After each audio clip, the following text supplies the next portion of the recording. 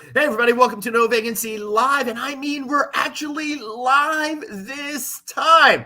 Well, that is unless you're watching it a couple of days from now, but I will prove it to you that we are live. May the 4th be with you, to all of my favorite Star Wars fans out there. Thank you so much for joining us today.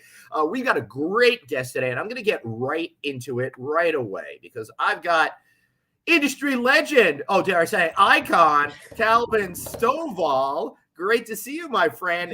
Before you say anything, he's here to talk about an awesome book that he has forthcoming called Hospitality, Historiography, Inspiring Stories of African-American Hoteliers and Industry Pioneers Who Revolutionized the Hospitality Landscape. Dude, that just rolls right off the tongue. That's a title for you. That's a title for you. That's awesome. It is so great to see you. But Calvin, before we get into this whole conversation, I think we need to do something real quick. And that is to absolutely embarrass Dr. Producer Suzanne, whose birthday it was yesterday. Yes. Since we had a pre-recorded show, we couldn't say happy birthday. Happy birthday, Dr. Producer Suzanne. Congratulations. I appreciate that. That's so awesome. How does it feel to, still be alive after another year? My son would tell you that I was born in the age of the dinosaur. And when he broke the candle yesterday, I am now 87 years old. I'm older than dirt and I should be retired. And it just kept getting better. For an 8-year-old, his imagination is pretty intense. But I'm happy to have amazing friends, great wishes. It was awesome. And thank you for the acknowledgement. That's awesome. Well, happy birthday. We love you, and we're so happy that you are here every day. Well, at least the days that we're live. I'll see you later. Calvin, it's so great to see you, man. So you too. I'm very excited about this book, and I haven't had a chance to read it yet, but I read. You can't. It's not out yet. It's not out yet. Sense, right. So it's all super secret, but I love the idea of this story because, you talk about inspiring stories of African-American hoteliers, and I was thinking stories such as, more modern stories, talking about like Sheila Johnson, for example. But you're really talking about an era that's obviously there, but not talked about, kind of forgotten. And we're talking about pre-civil rights era here in the United States. And really the hoteliers behind hotels where only people of African descent were allowed to stay, right? Absolutely. You're absolutely correct. And first of all, thank you for having me, Glenn. Excited to be back, man. Sure. Always good to be here. So yes, you're absolutely correct. The book is kind of, if I could summarize it, it's a chronological walk through Black history through the lens of hospitality. Right. So it actually starts in the mid 1700s. Right. With a lady named Miss Pauline Pringle that had a hotel in Barbados, and then it goes all the way through. We walk through, segregation era, Renaissance, civil rights, and then at the end there is a chapter called Keepers of the Flame, and that's where I have Sheila, Davon Reeves, all the people that are doing things to keep today. But 90% of the book is a focus on all of those pioneers that were built hotels in those times. So yes. And I want you to tell a couple of those stories as we go through this conversation, but let's start with your motivation. Why take on this particular project? After all, you've been very successful working with a lot of different companies. You've got a great speaker business. You're out there, you're motivating crowds all the time. So what is it that made you go ahead and write this specific book? Well, it's kind of, I like to call this book a 30 years in the making, a project 30 years in the making. Right. It actually started when I was in graduate school at Cornell and at the hotel school there. And the organization NSMH, you're probably familiar with, the National Society of Minority Hoteliers, which we were called then. I think they've changed it a little bit now, the title. But the chapters, they started at Cornell. And so one of the chairpersons, his name is Evan Frazier, he asked me to look into the history of African-American hotel ownership to share with the conference attendees. And so I was like, wow, that's a pretty interesting subject. So I looked into it, and man, let me tell you something. This right here is going to date me like tremendously when I say that's this. all right, Calvin. I think we're just about the same age, so you're taking me down with you, brother. So this is going to be foreign to your younger listeners, okay? Yeah. So when you look back then, we're talking about 92, 93? 92. Mm-hmm. So to look for things that happened in the 1900s and things. So I was looking at stuff on microfiche. Right. Could you explain what microfiche is? Microfiche is actually, so some of those things are periodicals. So now everything's been digitized. So, but now, back then you had to look through this little. It turned and it had copies. It was kind of like a film strip thing. You would get this giant thing of like film, and you'd put it into a special machine. Yes, and you would find it would be like, you want to look at this article from November 16th, 1971. And you'd have to scroll through the whole thing, and figure out where it was by going in date order. So it was a lot more difficult than using your little phone to type in something, man, right? you know what? That was the best explanation you could have right there. But yeah, so I looked at that, old newspapers, all of that. So I put together a nice presentation and a monograph. It actually became my graduate monograph. And it was called, at the time, it was called Hospitality Historiography, an African-American Perspective. It was about 100 pages long. They bound it in a nice, beautiful black hardcover, and it sat in a box somewhere for a long time. 2021 hits, I'm cleaning out stuff, find it, friend of mine is here. They say, "What is that in your hand?" I explain what it is. They're like, "Oh my God, I didn't even know we owned hotels back then." She grabs it, looks at it, and is like, "Oh my God." She was fascinated by it, and basically was like, "Is this a book?" And I said, "It will be now." And so that's how it all started, man.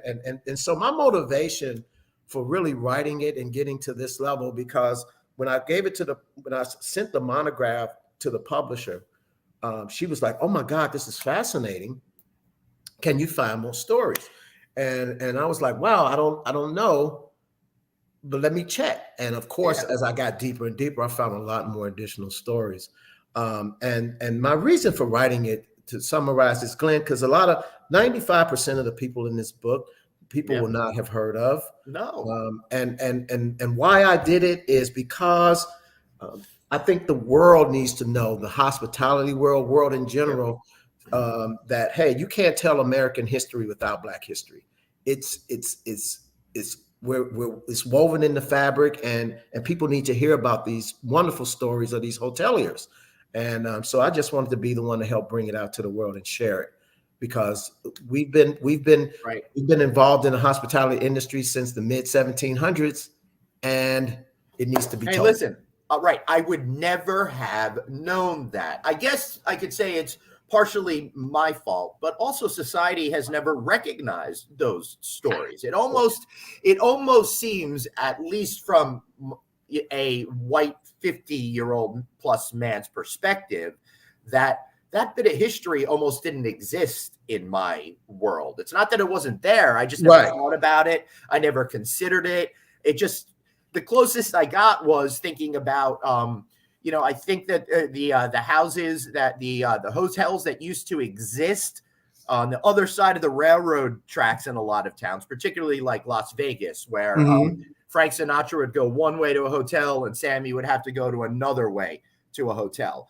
And it got me, and I didn't even realize, of course, African Americans own those hotels. Racist white people aren't going to own those hotels. So there was amazing entrepreneurial spirit back then that I think, without the work that you're doing, would be completely lost to history. And these are stories that must be told. So tell us one that made you go, wow. It's funny that you bring up this one. There's a lot of them in there. I mean, of course. And when it comes out, I encourage everybody to read the book. I'm sure it'll be an Amazon. I mean, for people like Jimmy Marshall, Edward H. Wilson, who owned the Olga in New York, but one that I would probably say sticks out in my mind would be a guy named Joseph Lee. Joseph Lee, this is probably the late 1800s or so. Joseph Lee owned a property not Albany. Where was he? In Boston area, in the Boston area. And this guy, why I like Joseph Lee's story is because he was the child of slaves, and he ended up getting a hotel. Actually owned a couple of hotels, but he also had a catering business. Wow. As well. But here's the kicker. Here's the kicker. He also was an inventor. So he invented for his catering business a bread kneading machine. Okay.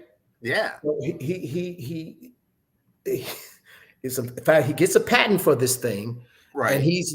and they say it could do the work of like 20 people doing it on their own. So he gets this machine and it's doing a great job, and it actually it was too efficient, right? So it created more bread than he needed. Right. Okay. So he said, okay, I got another idea. So he gets another patent, and he's able to create a machine that takes that old bread and crumbles it and creates coating for fish and chicken. Oh, cool. And so he creates these two things. But what ends up happening is that this machine becomes this hospitality standard. And of course he sells the patent, and it's in all these catering companies and hotels, and it becomes like this great thing. He ended up getting an innovation award not until like a quarter century after he invented this thing. But what I thought about that story is that because he did have there was a period in there where there was a depression, and he lost everything. He lost both hotels he owned, but this guy kept going. Right. And he kept pressing through. So I like his story because what it does, it not only talks about the importance of innovation, which we need in the industry today, and creativity, but it also talks about the power of perseverance and never giving up. Because he could have, when that depression happened, he could have just easily said, I'm done. But he went and opened another restaurant and just kept going. His wife was involved in the hospitality industry as well. And he died quite young, but his wife actually built another inn in his name, and she ran that after his passing. So I just like that whole story around it, and just the level of perseverance that he had and pressed through. And we just dealt with the pandemic, and so it kind of, there were some parallels there, of having that challenge and making sure that you can stay positive and stay focused and keep building. But there's so many great stories in there like that, Glenn, that I think people are really going to be inspired by those. So how did these individuals at a particular time, particularly in the immediate post-slavery era, where all of a sudden people are thrust out there on their own without necessarily a means to earn the kind of money you would think would take to open a property like that? How did the genesis of going from, being on plantations and stuff like that to moving out and creating all of these other things, and how does that maybe play against the backdrop of awesome Black culture that was really coming to the fore at that I think it does. Some of the stories don't go into how they got the funds to do it, but in a lot of cases they may have worked in kitchens and saved their money. Some of them borrowed some money. Some of them people had friends that helped them build them. Some of them from some hotels in some market, they built a Black community, put money together and built them.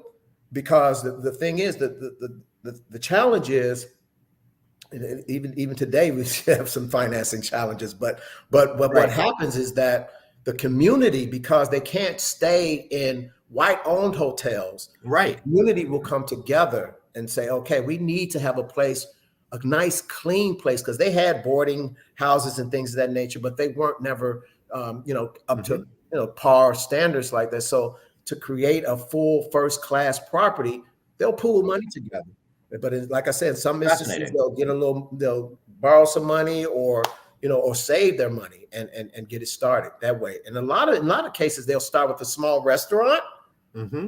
And then build up money and then add a hotel and things of that nature. That makes a lot of sense, right? Because I think to tell younger people about the context of how these are, we've come up in our business career in the era of select service hotels, right? Yes. But back in the day, It used to be all like full service hotels. Think about like the old West where they'd have the dining hall and then rooms attached to it. So what you're saying is they'd start with that restaurant part, and then a natural extension is to start adding rooms, either upstairs or build something next door or whatever it might be. That's exactly what happened. And interesting.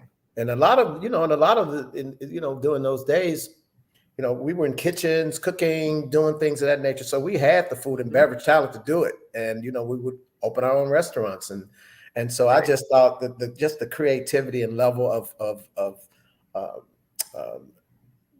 just tenacity to want to create a hotel for your Black race to come in and really have a nice stay is wonderful. I mean, all of the, in some of these cities like New York City and some of these major, New York City had one of the biggest hotels, the Teresa.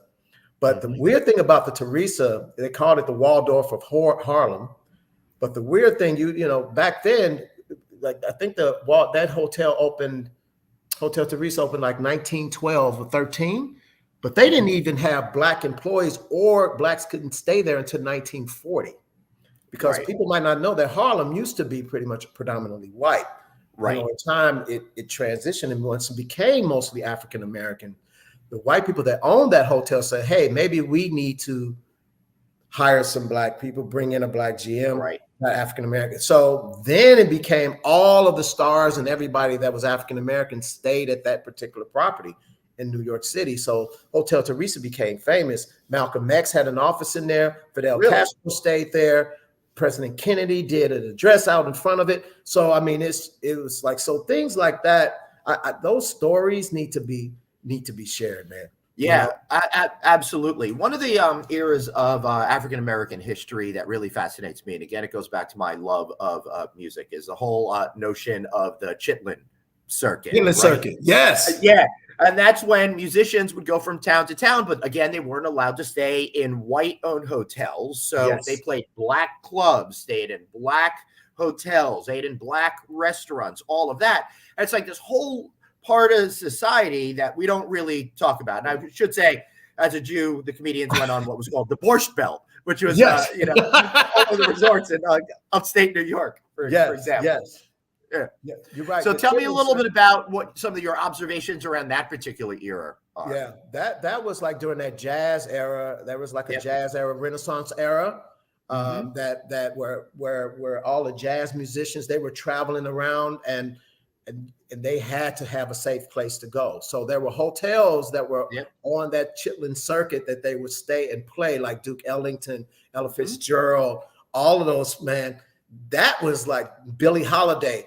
All of those stars, they knew where those hotels were. They stayed there. And then sometimes they would have to go perform at a white establishment, but they couldn't sleep there. So they would have to come back to the hotel. And let me add, also, they were disrespected and had to walk in through the back door. Yes, sir. Which is so highly offensive to me, that this performer is going to be, treated with applause, and they're so talented, but they're not good enough to walk in with other people. Yes. I have a whole section. In the book that talks about Las Vegas, as well as Atlantic City, and like all of the like Sammy Davis Jr. and those guys. He was part of that Rat Pack, and Dean Martin. Those guys could come through the front, but Sammy would have to come through the back.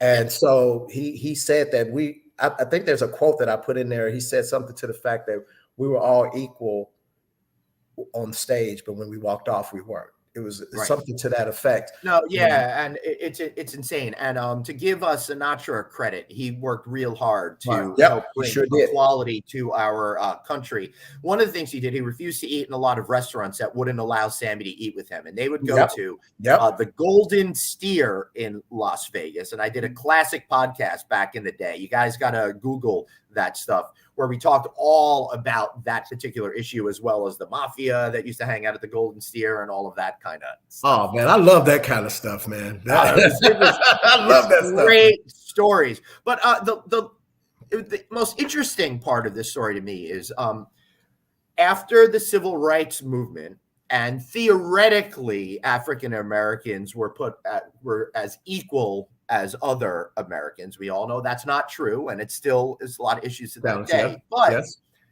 it really upended Black hotel ownership for a while, and it didn't occur to me until I saw what you had written about that.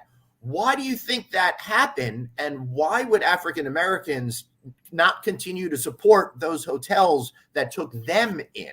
How did that all kind of happen? It seems a little odd to me. Yeah, I always say that was a blessing and a curse type situation, right? Because the Civil Rights Act of '64, it did, but I think it was Lyndon Johnson, President Lyndon Johnson signed it in.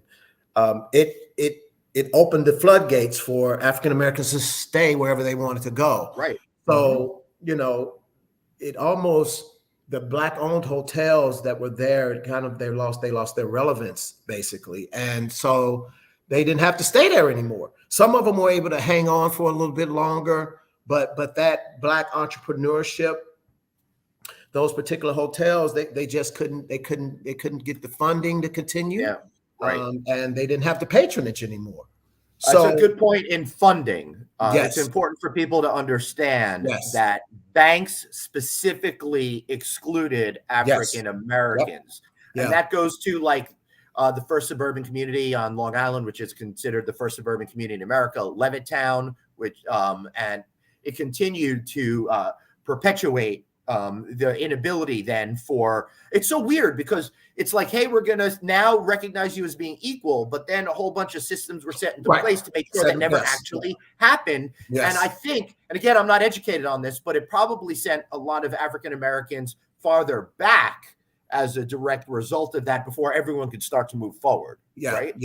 Think, all the redlining and all of that stuff. Think about this, Glenn. If you really think about all of those properties, because we had, and I know a lot of people have heard of, Black Wall Street in Tulsa, Oklahoma, where all African Americans were there and they all supported one another. But that wasn't the only area.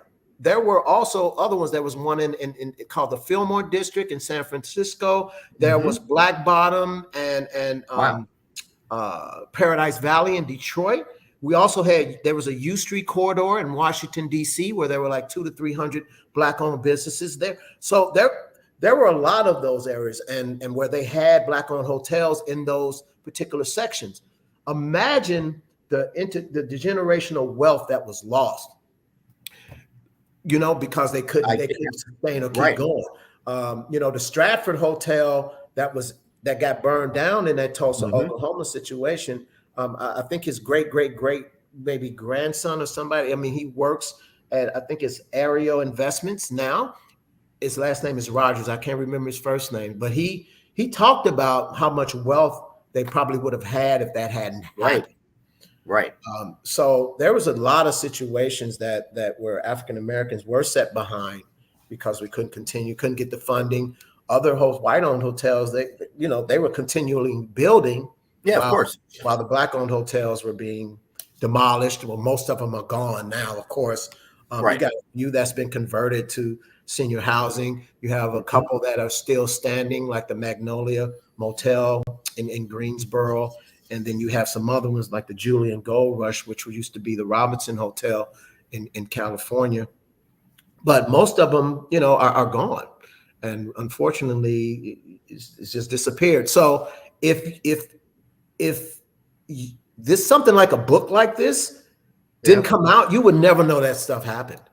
That's right. And again, be on the lookout for Hospitality Historiography, inspiring stories of African American hoteliers and industry pioneers who revolutionized the hospitality landscape. Yes, sir. Yes, sir. I'm so glad that you wrote this book. Now, I want to talk a little bit about what you're up to today, but where do you think we are right now in America with the Black hotel experience of ownership, reaching executive status, and how do you feel we're improving in that direction as an industry at whole? Wow. Ooh, that's a loaded question. Nice one, Glenn. Hey, thanks, man. You know what? I like uncomfortable moments let me break for that, sure. Because Calvin, if we can't talk about these things, right? Yes, openly and honestly, then we're never going to make progress. Absolutely. Let's break down the first thing about hotel Yep. ownership. We still only own 2% of the hotels that are out there, based on statistics, NABHOOD. And African Americans are about 12% or so. Yeah, 12, 13%. Right. So all of the money, I mean, we spent, I can't remember the exact, just 209 billion or something in revenue black travelers spent. But if we only own 2% of the hotels out there, you know, where that money's not coming mostly in our hands. So as far as development is concerned, we have a long way to go. However, I do see progress. You know, you have people that are out there trying to help. You know, Davon Reeves is I'm just about to say her name. She focuses on getting young Black investors involved. Tracy Pridmore, she's doing her thing. You know, I think they just had She Has a Deal event. Like, I think it just like She Has a Deal was the last week of April. I was at a different event in a different state, so I couldn't attend. But I promised her I'm going to try and make it work for next year. I really want to be a part of that. Yeah, she's doing a great job there. I know Wyndham, I know Choice. I believe Hilton also has programs to help. They do, Calvin. And I will say, to compliment the brands, it feels like they mean it this time. Yes. I felt like in the past they would appoint a Black man or a woman to a position, and that would be it, right? Yes. I'm not blaming the brands necessarily, but I don't necessarily knew if they knew what to do or how to get it going and stuff like that. But now I feel like we're in the second generation of that. People really understand this. And I think in the last 5 years, I've never seen more positivity around trying to help Black folks get into ownership and executive roles, and it's in a different way than I've ever seen before. Yes, I agree. In a different way. You know, long as they have access to the funding to be able to do it, because we're starting from a different place, I believe. You know, so you are starting from a different place as a group of people, if we were to generalize. Yes, absolutely. So I say I see positivity there. And like I said, we still have a long way to go, but at least we're moving in the right direction. Right. As far as and just like What About Bob, the movie from the 1990s. Baby steps, right? Yes, baby steps. That's been the whole model of my career. Just keep moving forward. It doesn't have to be fast, but as long as you're moving forward, you're making progress. I see momentum there. So that's good. As far as the other part of your question was advancement in the hospitality industry for African American, I think there's still significant improvement we need to see there. I do, you know, when I was a VP for Hilton, I didn't hardly see. That was like 2002, 3, 4, 5. I didn't hardly see. Dude, you were like totally black face in the crowd, man. Yeah. So, but now I'm starting to see more, particularly in the development area. I do see more African American GMs. You know, so I still see some progress there, but again, a long way to go. I would like to see, you know, you're out there, you see a lot of the conferences and things of that nature. I still see a lot of old white males on the panels. Well, yes, and they will continue to be for a while. And this is where, you know, we talk about this a lot, and I struggle because I want to make sure everybody's represented. But there's kind of conflicting goals. If I'm doing a panel or I'm hosting the show, I want the CEO, for example. Absolutely. Right? So if there's not an amazing woman or an amazing person of color in that position, then it becomes complicated, right? So I'm trying the best I can, and I'm trying to weigh both of those. But the good news is that we are starting to see forward momentum, and it's making it easier for all of us to accomplish simultaneous goals at once while helping bring people forward. Absolutely. I mean, you know, like the Sheila Johnsons and the others of the world, you know, they bring it, but even in the book, I have some African American women that are in there. They own 2 or 3 hotels. Of course, they could bring some value to some panels like that as well. So I guess I'll get a little frustrated when I hear people say we can't find this particular talent, they're out there. You just sometimes you have to take a different approach in how you recruit or how you search for people. But we're certainly out there, super bright, super ready to roll, all of that. So I just want to, as long as we continue to move in that direction and putting our recruiting effort. I always say fish where the fish are. If you got to go do more recruiting face to face at HBCUs, go. Right. So that I think you're onto something right there, and I want to bring this back to two things. I think there's still an insane disconnect between the amount of African Americans that work at the property level versus what you see in the executive suite. We got to figure out a way to create that pathway. Right? Absolutely, we're still lacking on there. But we had on Ashley Johnson. You probably know her very well, but for those that don't, she's running the Marriott Sorensen School of Hospitality at Howard University, which is, of course, a traditional Black university located in our nation's capital. And she's doing amazing things by sharing the story of hospitality with people in other majors. So if you're going to be in a financial position, she's like, well, you can make a lot of money and be successful doing that skill set in hotels. Yes. You know? And I think we need more of that. Yes, we do. And that's you know what, you brought up something very, very important here, Glenn. When I was an undergrad, I was fortunate enough to I had networked with people. A lot of African Americans back, they didn't know there was a whole corporate side. They only thought it was a hotel. Mm-hmm. Hotels was it. There's a whole nother side. So when I would tell people, hey, I'm going to go work in research in corporate side, they were like, what are you talking about? Yeah. Are you at a hotel? No, I'm not at a hotel. There's a whole corporation that runs the hotel. So that whole side, I'm sure we're not further along now, but it was just that was one of the challenges. People didn't see that other side of the business. That's exactly right, because it seems like it's almost an invisible thing to the American public. They don't really think about that at all. I think what we need is a reality show that follows executives from the major hotel companies around to see what they do. You know, what they do every single day. That would be cool. I'm actually thinking I want to start a new video series, so competitors don't do this out there. I want to start asking people in their jobs in like a 30-second video. This is your title. What do you do? You know, and just put that out. What is like a what does a VP of strategy do? Yes, for example, that kind of a thing. That would be awesome. I think that would be awesome.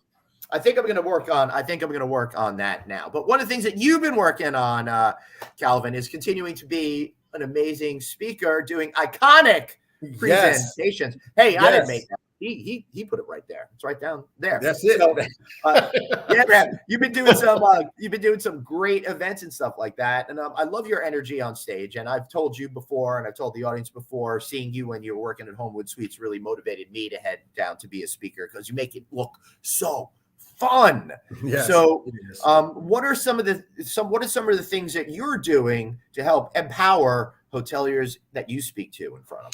You know what, Glenn? I mean, of course, I customize all my keynotes. So, but what I have been finding that's been most impactful, because now I've ventured. I've also do hospitality, but I also been speaking for healthcare organizations, real estate management organizations, and of course, we know that hospitality cuts across all of those. You got to take care of your guests and your patients and your residents. So that message resonates a lot. But what I have been really focusing a lot on is employee engagement and empowering and inspiring, particularly customer-facing team members, because that's where the magic occurs.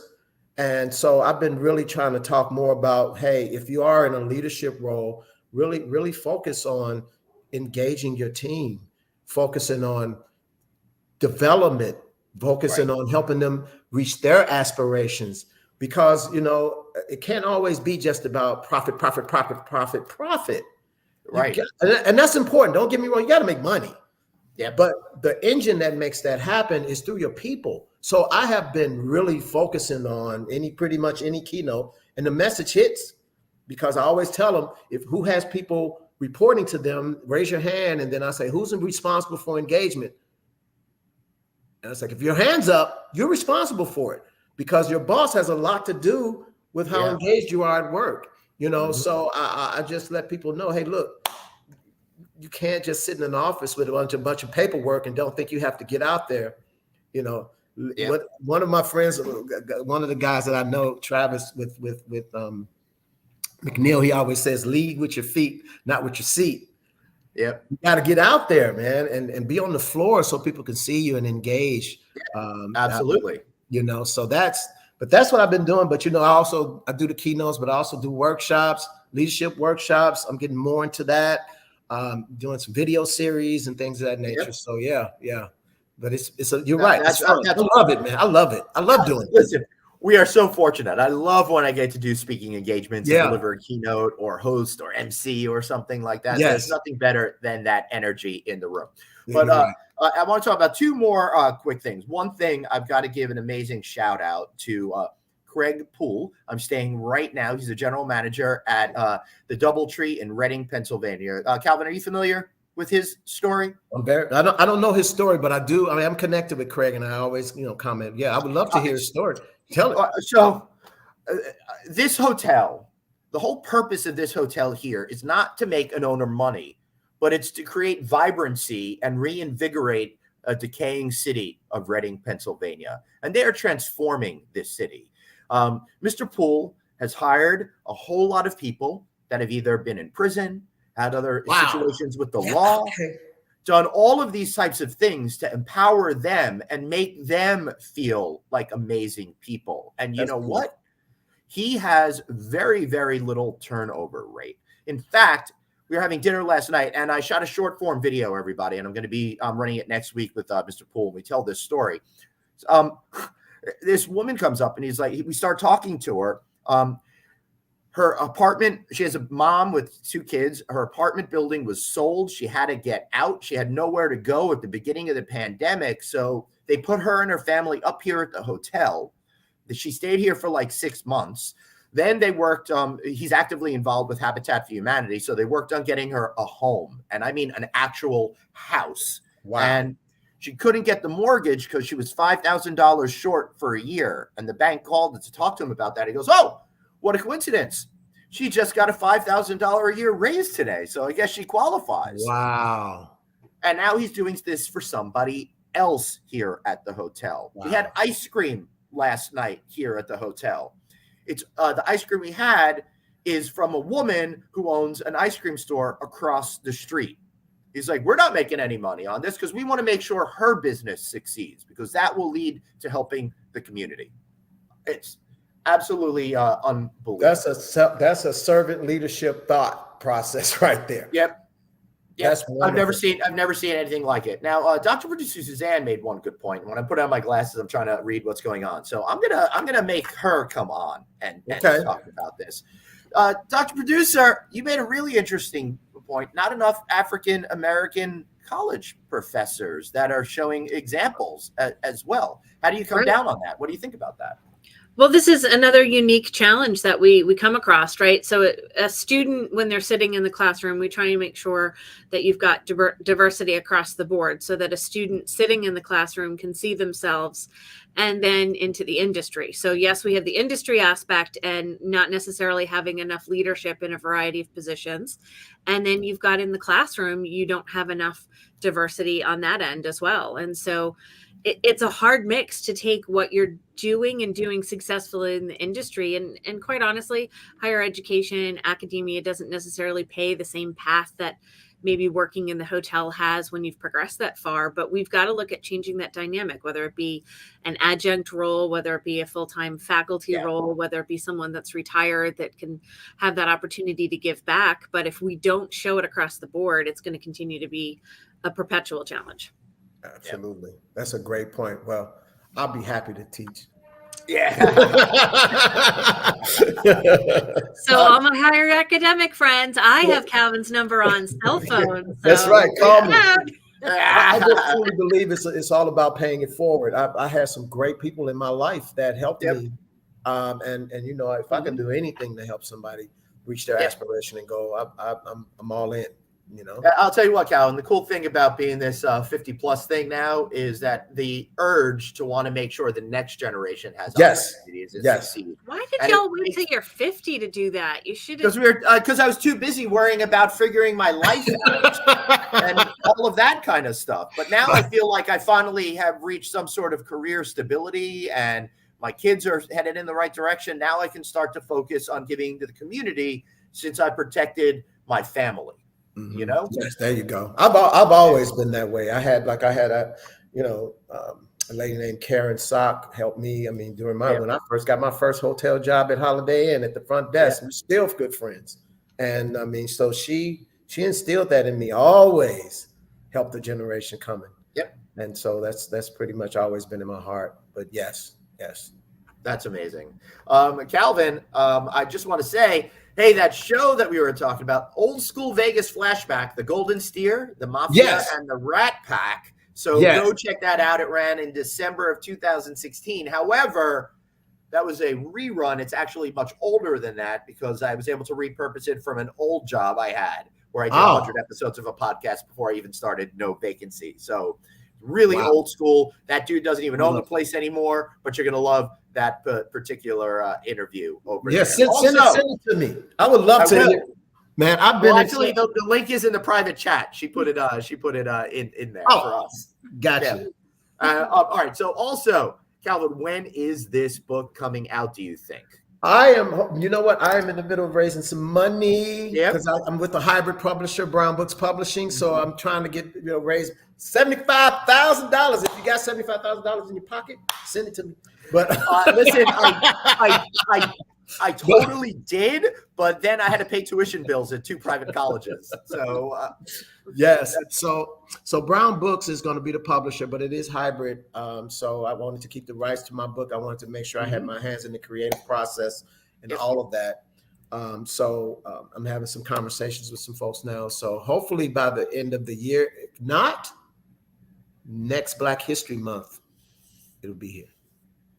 Okay. Yep. Because it's going to have photo. It's going to be more of a coffee table type book. So it'll have photographs in there of the hotel, the owners, the stories. It's a very different approach. I didn't want it to be like this dredging, like long history book. I want it to be beautiful, but also, a great experience for people to, go through. And I believe people are really going to be inspired by this stuff. It's fascinating because I didn't want it to focus solely on just, we know about slavery and all of that. And I wanted it to be more of an inspirational book to really get, people interested in entrepreneurship and for them to also learn about the history of African Americans in hospitality.